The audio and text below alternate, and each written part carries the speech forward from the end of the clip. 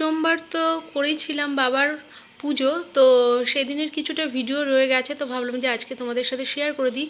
আর এখন কিন্তু বাজে বেলা 1টা, আর এখন আমি জল ঢালিনি, আমি কিন্তু জল ঢেলেছিলাম 9টার সময়। আর আমার বান্ধবীর সময় হয়নি, তো ও কিন্তু গিয়ে ঢেলে এসছে তখন 12:30 পৌনে 1টার সময়। তো আমরা এই 1টার সময় বাড়ি ফিরছি। তো আমি ওকে বলেছিলাম যে তুমি যখনই যাও না কেন আমি তোমার সাথে যাব, গিয়ে মানে ওর সাথে আমি যাবো, কেন আমি আর রনির পাপা গিয়ে সকালবেলায় আজকে জলটা ঢেলে এসেছিলাম। তো ও সকালবেলায় কোনো কারণে যেতে পারিনি, তো একটু বেলা করে গেছিলো। এবার বাড়িতে আসার পর কিন্তু খুব জোর খিদে পেয়ে গেছে। আজকে আমরা সকালবেলায় কেউ কিছুই খাইনি, মানে রুটি, তারপরে হচ্ছে অন্যরকম খাবারের কথা বলছি, যেমন চার বিস্কুটটা খেয়েছিলাম, আর রনির পাপা একটু ছাতু খেয়েছিল।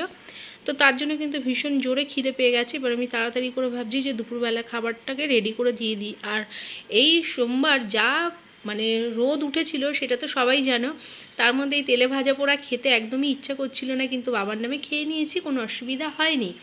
তো এই প্রথম, আর আমার কিন্তু মানে আমার এই এত বয়সে আমি যা আমার বয়স হয়েছে, এই প্রথম কিন্তু আমি সোমবার করলাম, মানে শ্রাবণ মাসের সোমবারটা পালন করলাম। ইচ্ছা আছে পরপরগুলো করতে। আর এই যে ফাইনাল লুক খাবারগুলোর আমি একটু ফটো তোমাদের সাথে শেয়ার করে দিলাম।